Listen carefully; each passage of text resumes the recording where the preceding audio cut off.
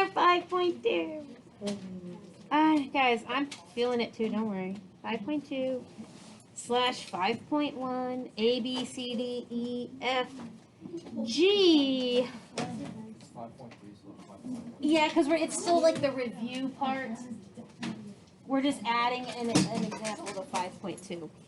Okay, writing. Are you doing all the notes so you don't have any more to do on Thursday, or do you still have more? We're not doing long division today. Oh, okay. I'm hoping we'll be in school Thursday.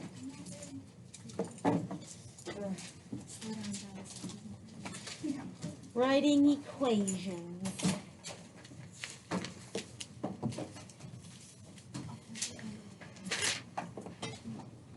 Okay.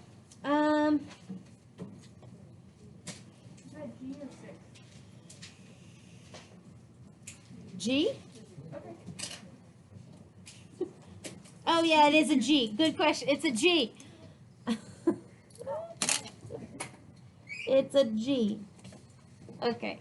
We're gonna work with intercept form, right? Which is y equals a x minus p to the n, x minus q to the m, dot, dot, dot. Now, we've done intercept form multiple times. You should be like, okay, I feel pretty good. These factors match the x-intercepts, where the n and the m are for the multiplicities, which is how many times it's repeated, okay? Multiplicities, or what those x-intercepts look like on the graph, okay? So we've got singles, doubles, and triples, right? Those are the multiplicities. What those x-intercepts look like. X to the first, x squared, x cubed.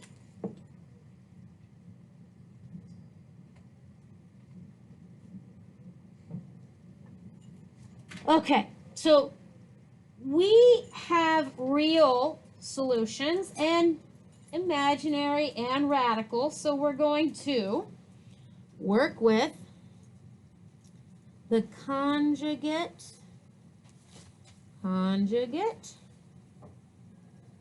root theorem. And it's just a sentence, an if-then sentence. If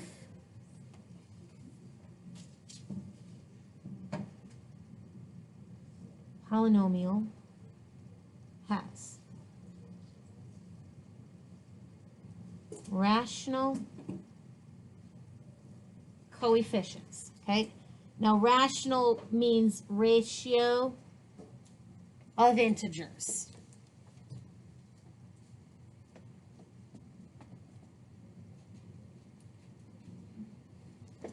Then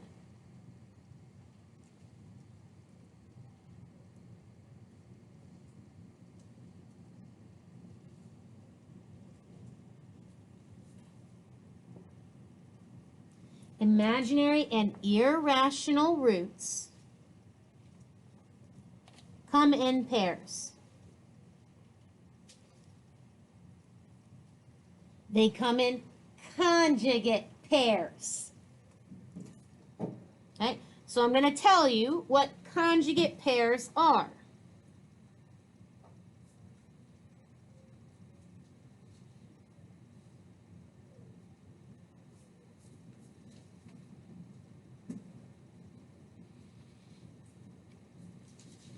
Okay.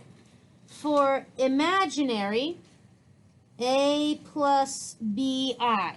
And we have done conjugates before. When you multiply conjugates together,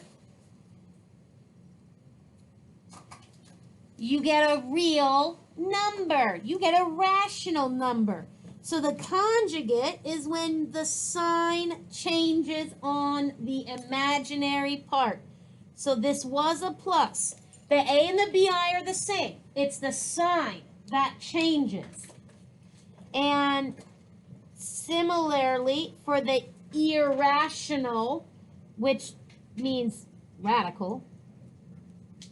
If you have a radical, it's the sign in front of the radical that's changing. That's what makes a conjugate pair.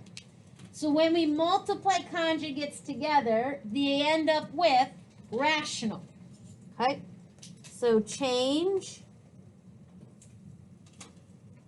the sign on I or root. That's how you get the conjugate.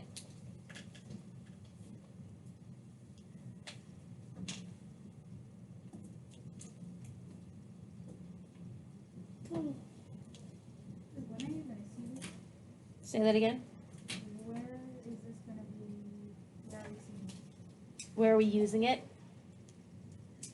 Good question.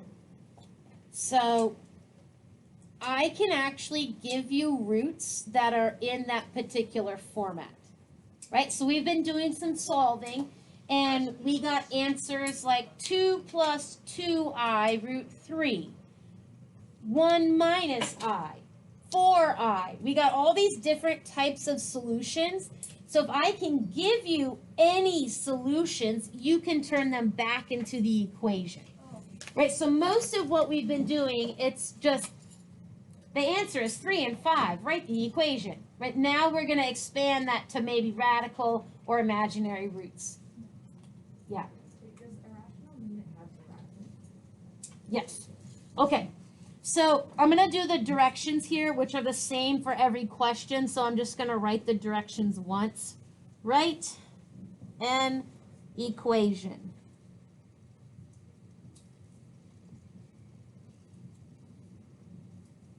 With rational coefficients.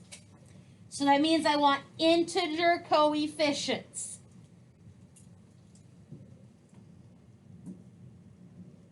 And the given roots and the point. Okay. So the roots is how you get the factors. The point is how you get the a value. Okay, so the roots is what matches the factors.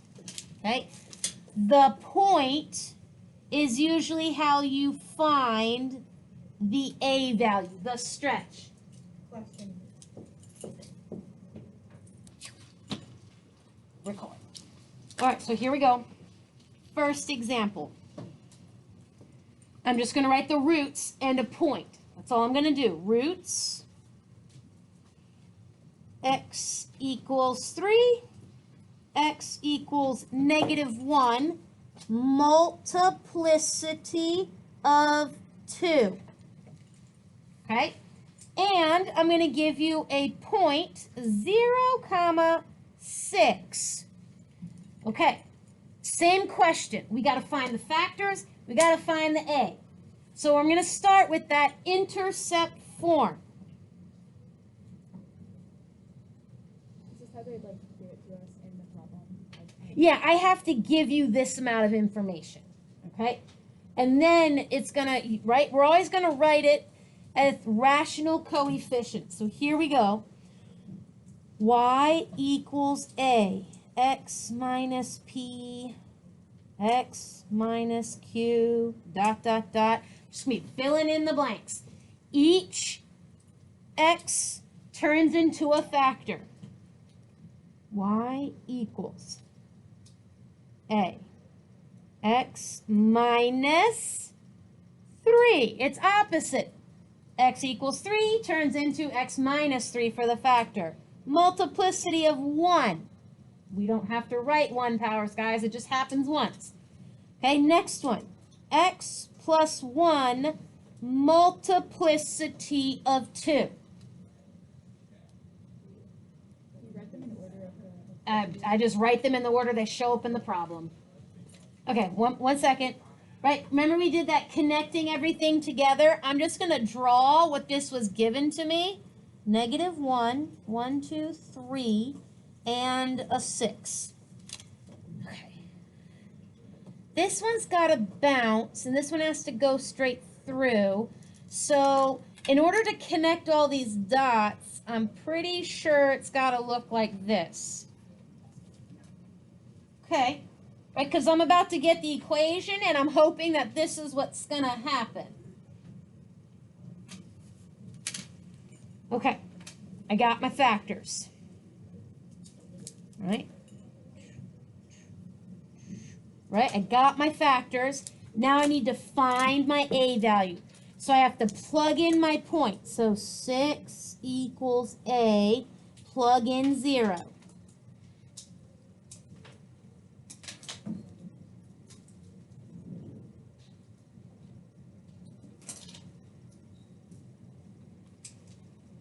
Okay, so we get 6 equals negative 3 times A. I divide by negative 3, and I get A equals negative 2. And I suppose I'll rewrite my final answer.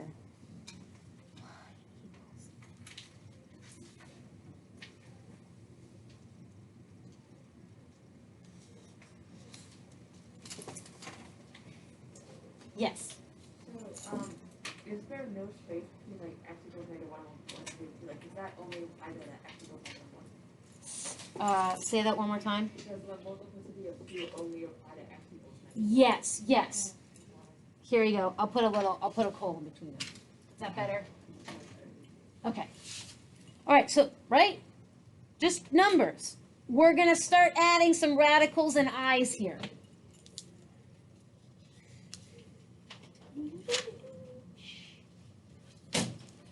Okay. Here we go.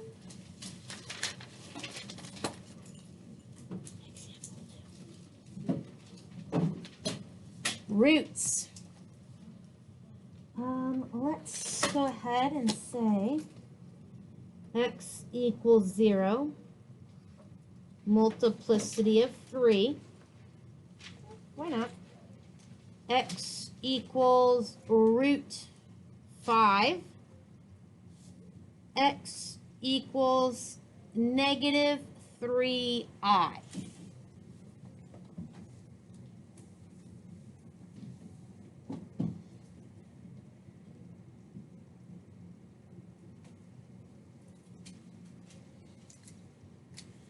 Okay.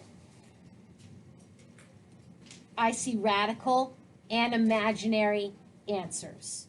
And so I have 1, 2, 3, right? Because I have to turn the roots into factors. But I'm missing 2 factors because these radical and imaginaries come in pairs. Come in pairs, which means you have to pull out of your brain the other solution, the opposite sign, the conjugate one.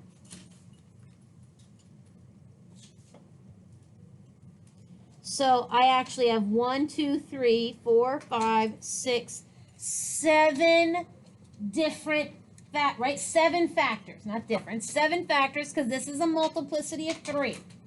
And each of these is repeated once. Yes? Like, why is it repeated and why is it like the opposite? Because it doesn't say like plus or minus. So like, why did we do the opposite? So come in pairs. So whenever you have imaginary answers, they have to come in pairs. So I had the negative one. So I needed to fill in the positive one. For the radical one, I had the positive radical. I needed to fill in the negative radical. Because you have to have the plus or minus for the radical and the imaginary. So whichever one you're missing, that's the one you write in. All right. So point, I guess I can give you a point. Point, 0, comma, 90?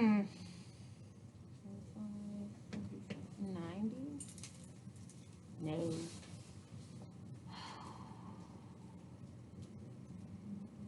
negative 45? Sure, negative 45. Okay, all right, y equals a. X minus 0 cubed. Multiplicity of 3. I got one of them. Okay. X minus root 5, because it's always opposite. 2, 3. Here's the third one. X plus root 5. Here's the fourth one. X plus 3i. Okay, here's the last one. X minus 3i. Whew. I do not want to FOIL everything. Yes. Yes, I'm not going to keep the minus 0. That was just my first step. When I start writing this, I will just write x cubed. Yeah. It's like still x minus p, right? So for like x equals root 5 would be x equals like the negative root 5. Yes, yeah, that's why I numbered them, because I wrote them in order so that, see, the second factor goes to the plus, the third factor. So the sign was changing. Okay, here we go. We are only going to multiply 2 things at a time. FOIL it up. Let's see what happens. X squared plus x root 5 minus x root 5 minus 5. There's a little FOIL. Notice that my inner and my outer cancel out. Okay, and we get just x squared minus 5. So I'm just going to, right, all I did is multiply those 2 things. We're actually only multiplying the conjugates together because I just want rational numbers. That's it. I just want rational numbers. Okay, so let's multiply the next 2 conjugate pairs together because those are the ones that simplify nicely. First, outer, inner. I always do alphabetical order. It makes it easier to find like terms. Last.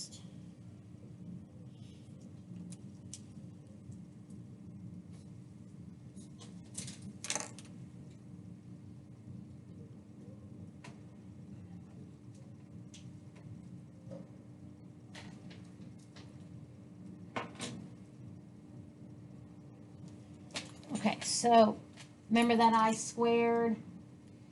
It's really negative 1, so I end up with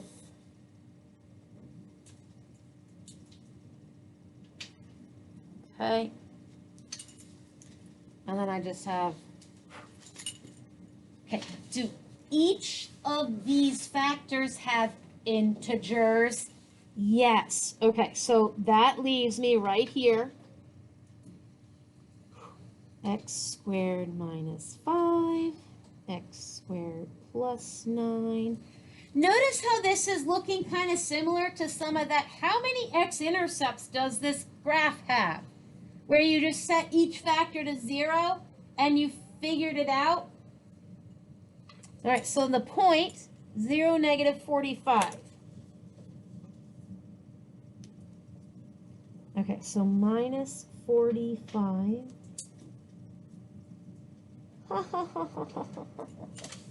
I'm so silly, guys. That won't work. It's because I put a 0 for the x-intercept. 0, 0. Wah-wah. Just cross it off. Whoops. My bad. Just gonna leave it just like that. A value could be anything. Sorry. No, I won't. It's because I was making, it's because I made this one up. Yeah, no, it's not 0.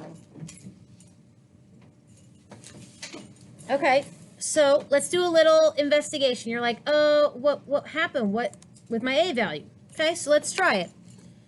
X power cubed, okay, x squared minus 5 Okay. X squared plus 9. Okay, and an A value. A. I'll just put a slider in for A. So notice that 1 triple, see that triple? I'll zoom it in. Okay, look at that. There's the negative root 5. There's the triple 0. There's the positive root 5. I can't see the eyes. Now my A value, as I change A, look at how my x-intercepts nothing happens to them. Just, it doesn't really matter what the A is. It doesn't affect the factors. So in this particular example, I would just leave the A and be like, meh, nothing. A, 1, 2, 3, 5, doesn't matter. Okay. Last one. Okay, here we go. You can do it. Roots. X equals 2 plus root 3. X equals 1 minus 2i. X equals 3 minus I. And A equals 1. So this time I'm just telling you the A value is going to be 1. So I could give you a point to solve for it. I could give you the A value and just tell you what it is. All right. You can do this. I need my conjugate pairs. Means I need to fill in 3 missing zeros because I need the pairs.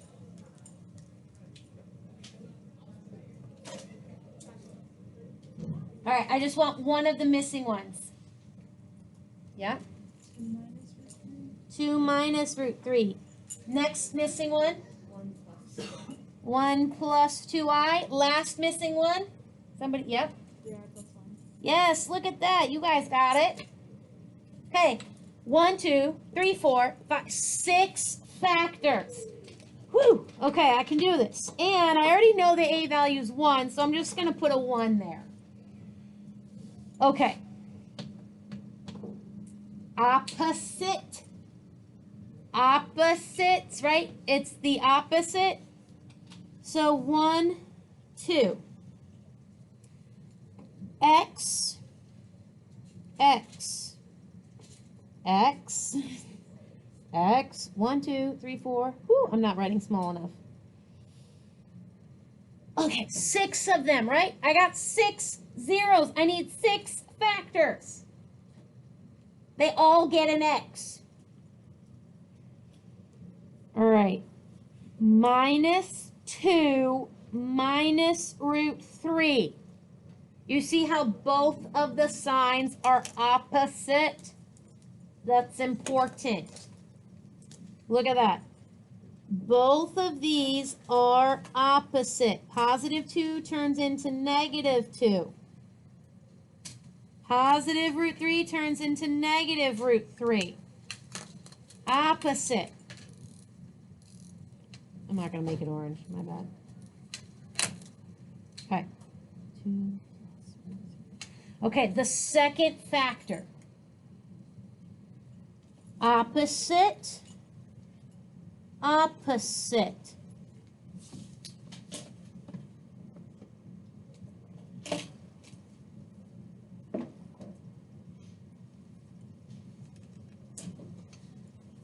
We're just doing 2 at a time. We'll come back and then we'll do the middle 2.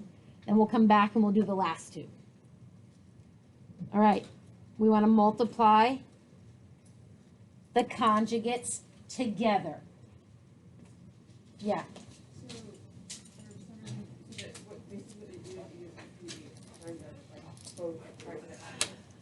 Yes. Right? It made sense when we only had 1 piece to the root. When you have 2 pieces to the root, they both have to be opposite. All right, guys. 3 by 3. First, middle, last. First, middle, last. First, middle, last. That's a lot. It's okay. All right. What I'm going to do is I'm going to turn this into foiling. Oh no. All right. Okay. Notice what I highlighted. I highlighted the exact same thing. So this is like A minus B times A plus B. Notice the substitution. It's the same thing. So first is x minus 2 squared. Outer is positive root 3 times x minus 2. Inner is minus root 3 times x minus 2. Those two things are opposites, which means that they cancel out. And then I do the last. Okay, last. Minus 3. Okay, so I get x squared minus 4x plus 4 minus 3. So the first factor, when I put it all together, is this.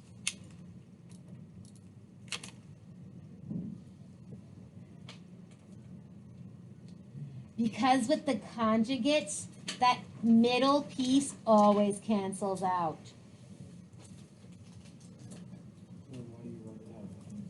I don't usually. I'm doing it so that you can see that I'm actually foiling. But when I do this, minus 1 plus 2i, minus 1 minus 2i, I do identify, Alex, you'll have to ask me when the bell rings. Okay, because I usually just do this. First, outer, inner, bloop, last. That's usually all I write because I'm looking at it and I'm like, oh, the middle pieces cancel. And then I do my foiling in my head because I am a master at perfect square trinomials.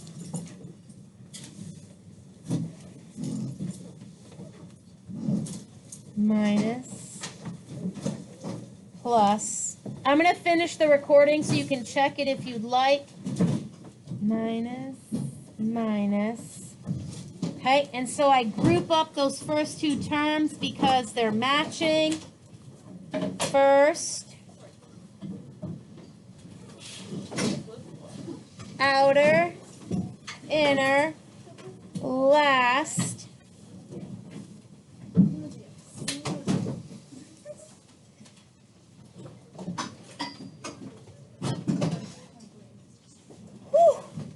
Okay.